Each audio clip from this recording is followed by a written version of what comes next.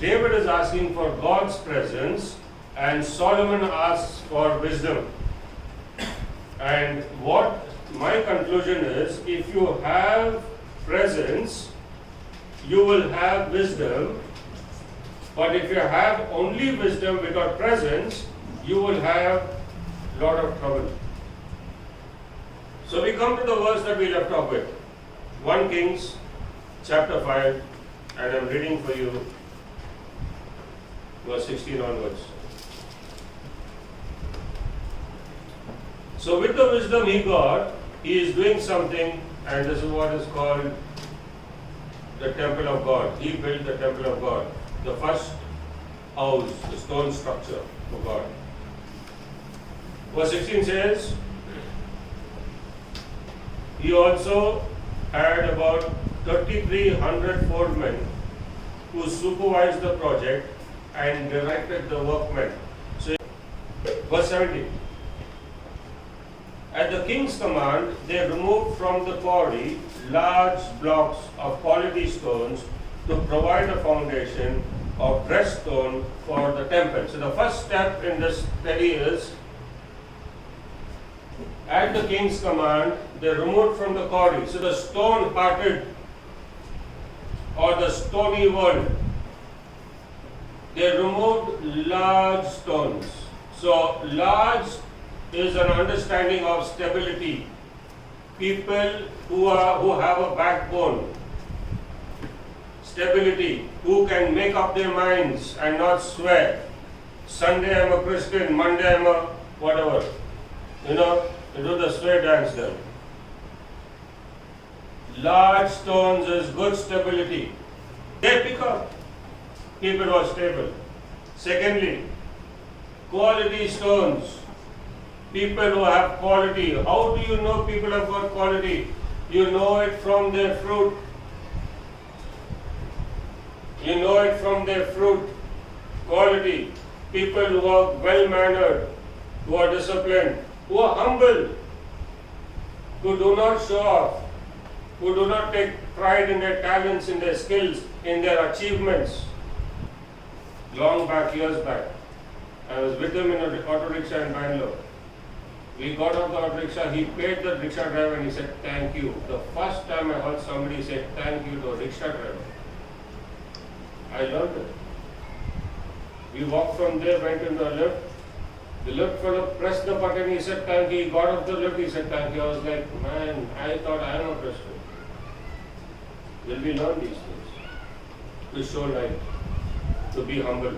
And this man was a big shot. He is not a simple fellow. And he was an engineer of international standards. He was able to do this even when he was at that time in his peak of his success. I was blown away. I was like, I would never think of it. Forget about doing it. Never the thought ever crossed my mind to say thank you after paying somebody. So the Lord picks up quality. He picks up quality. And the third thing is to provide a foundation of dressed stones. He begins to groom. So who will he groom? The ones who are stable and the ones who have quality, who have a desire for quality. He will begin to groom them. And Jesus comes and says, if you seek, you will find. These are the ones who seek quality are the ones who are seeking God. Both goes hand in hand. Am I correct in saying this? Cleanliness, neatness, discipleship, these are the ones who seek God. If you don't seek God, you don't need cleanliness. You see the way the people are dressed. You can make out a man by seeing his shoes. Somebody told me this long back. A well-dressed man is a man who has his shoes well-dressed. Right? Pick up these clues. I'm telling you, very important clues. But your discipline is not only limited to your shirt and pant. What about your shoes? I'm just telling you what is quality. If you can train yourself to have quality, God is having his eye on you. Why do you think he picked up Cornelius? Cornelius was not in the kingdom. He was an outsider, he was a pagan. He sent the apostle Peter to his house. He didn't bring Cornelius to Apostles' house, to Peter's house. He sent Peter to Cornelius' house. Just imagine. Who is greater over here? God sends the apostle to Cornelius' house. He appreciates quality. Then he dresses that stone to make it fit to be a foundation. So you may have quality, you may have stability, but you got to be ready for the pruning. You got to be ready for the disciplining.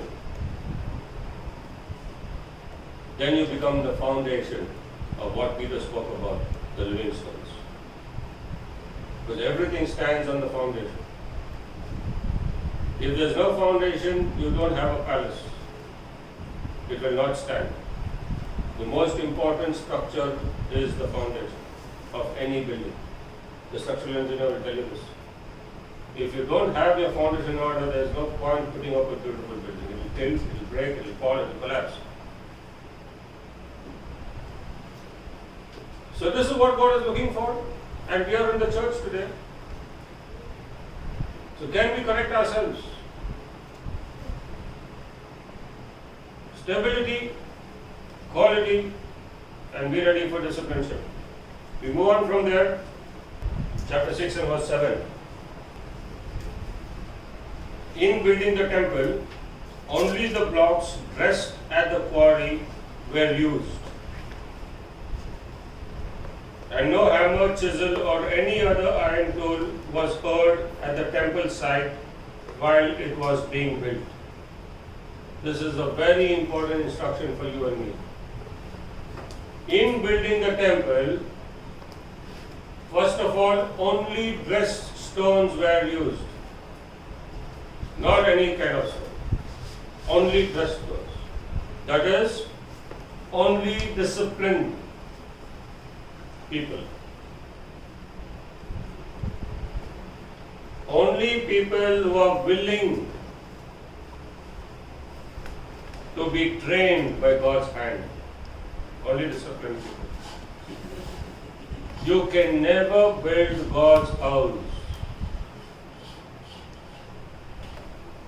You can never build God's house if you do not understand the Word of God. And never try it on your strength. He builds it. You are just part of it.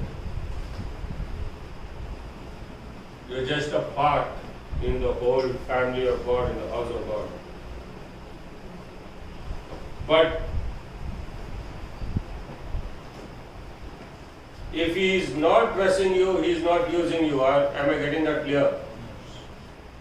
Secondly, we see the blocks were dressed at the quarry. The blocks were dressed at the quarry.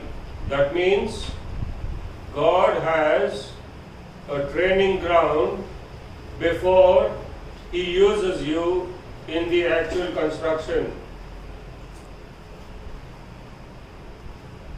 God has a training ground before He uses you in the construction. He will not train you at the construction. The world may learn on the job, but with the Lord, you first learn and then step into the job. At least have a desire to do that. You first learn. Nobody wants to read the Word, but they want to jump and serve God. God has got a place for training, and then He uses the person for the building. Now the key over here is it says, no hammer, chisel, or any other iron tool was heard at the temple site. That's very interesting. No chisel, no hammer, no chisel, or any other iron tool. What does the Bible talk about when it talks about iron? What does it mean to say? What is the understanding of iron? What is the Bible pointing to when it talks about the metal iron? Strength, judgment. No, judgment. Strength. Okay. So the king has got an iron scepter, which talks about authority, but basically iron scepter, gold is authority. Iron scepter is rulership to bring it under submission. Iron is a metal of strength, so you use iron as an understanding for bringing under submission. So when the book of Revelation talks about Jesus with the iron scepter, he means bring it under submission in the days to come. That time nobody will be able to wag their tails. Now they can wag their tails. There will be a time when they'll understand who this king is. With an iron scepter he'll do. So that iron is talking about bringing into submission. So what he's saying over here is, he's saying no iron force will be used on a temple site. Person who comes into being the living stone has already become a disciple. He's already been discipled. Because the pruning has happened at the quarry. He's become prepared, then only he can come into the kingdom, to build up the kingdom. Because if you're disciplined, the stone will fit exactly with another stone and there will not be any arguments in it. There's no differentiation, there's nothing to even question. It's going to fit, it's all dressed already. You're not going to have a problem. Where the problem is where, other than the kingdom, everything is happening. That's where the problem arises. That's what you understand. So you got to understand that if it is kingdom work, there won't be, friction. No force. There's no need of force over here. God is in charge. God is in control. And why we are reading these verses is, I want us to prepare our hearts for this kind of life, to come into His hands. He picked up 12 men who were raw, who were rugged, and He made them His disciples to become apostles. If you're not willing to come into His hands, the discipleship will never start. Apostleship, to forget it. You'll never reach. So God is in charge, God is at work. Now, you may think the iron is happening at the quarry, it's going to be painful. Yes, it's going to be painful. It is going to be painful. Imagine you've got to give up your traits. You think it's easy? We have such traits. We are married to them. We can't give them up. It's our identity. It's painful to you, but it's our identity. You're known to be a very stern fellow. Now what happened to you? I went through my course in the college. God is in charge. I want the higher goal. I want to be used in the building of His temple. I don't want to be left at the college. For what? Rejected stone at the college. What's the use? No use. God is not really behaving well. It will break, it will crack somewhere. And then the stone is rejected. For all eternity. And the stones will cry out, what? I'm sorry, but your time is gone. The temple is built. I was telling you the other day, there's a time and season for everything. At that time, if you don't do it, God is not going to give you more chances. The word is very clear. Don't think God will go bend backwards for everybody. No. He gives enough of chances. Ultimately, He gives you over to the desire of your heart. But then after that, it's too late. You may say many sorries, you lost your opportunity. I was telling somebody the other day and they spoke back, and I said, when God calls, it's important to obey and submit. Because if you reject at that time and then later on say, okay, it's too late. So this person turned around and said, it's never late for the Lord. I said, the Lord can still use you, but it's too late for you. You lost your opportunity. No, we can do ministry at any time. I said, listen, your whole life is a ministry. Ministry is not ministry. Your whole life is a ministry. Then I gave an example. I said, when you're old, can you bear children? That time you say, yes, I want to be married. What's the use of it? Now, many people are married, don't want children. They say, we want to have fun. After you don't get children. Then you go to doctors, you go up and down, and then you say, why God is not answering my prayer. What's the point when we told you didn't listen? Afterwards you don't get children. God stops it up. Am I saying something? So there's a time and season for everything, and don't think we can twist God's hands. You may get back into His grace, but you lose the opportunity of doing what you could have done. So you lose your reward. Correct? So you will be in heaven without a hat. Just think about it. I mean, hat is a crown. The rewards are crowns. Imagine you will be the fellow. Look, what happened to your crown, man? Charlie. Why you don't have a crown? And that's going to be all eternity. How will you like that? You can't steal a crown there.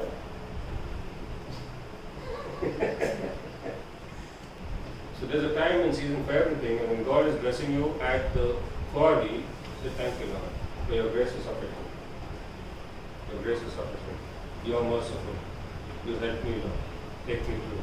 And remember the lessons. Don't fall back to the same mistakes. Okay.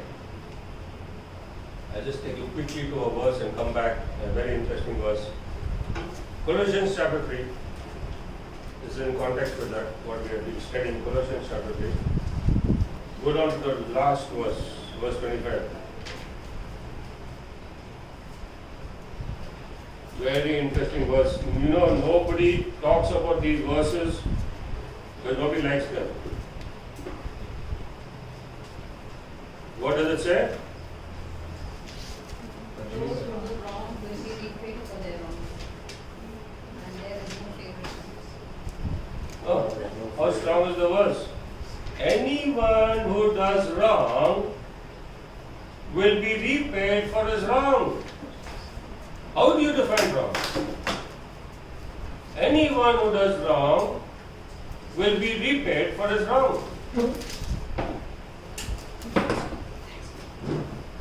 And there is no favoritism. So don't think I'm pastor, I'm leader, I'm man, I'm woman, I'm weak, I'm poor, I'm rich, I'm handicapped, I've been cheated, people have been cunning with me. There is no favoritism. You can't pick up the wrong and run with it. God will not favor you. You cannot justify your case. No, because they did this to me, what to do? For my self-defense, I did this. I'm sorry. Colossians 3:25, is that correct? Yes. That's why the training ground is there. That's why, so that when you come to the temple, you're not going to mess it up. Back to 1 Kings, chapter 6, verse 18. The inside of the temple was cedar, carved with flowers. Everything was cedar.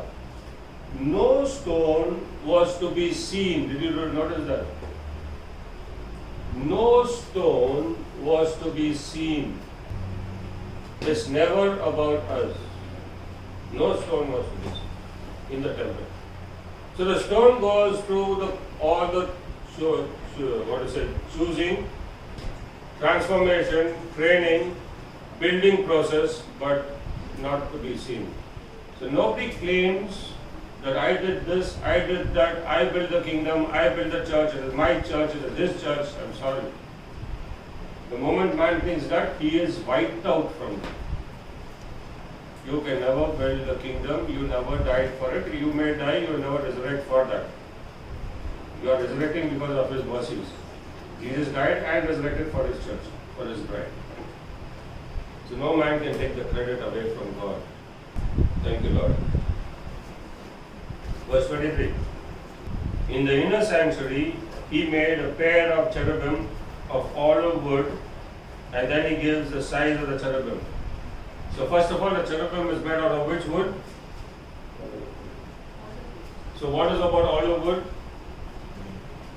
What is about olive wood? Olive is known for the olive oil which is used for anointing. So it's talking about the anointed cherubim. Now, where is this in the temple? It's in the inner courts. Now, you get to become the part of this holiness where the super-anointed performs from. The Holy of Holies is where his throne is. It's called the mercy seat. But the cherubim is also there.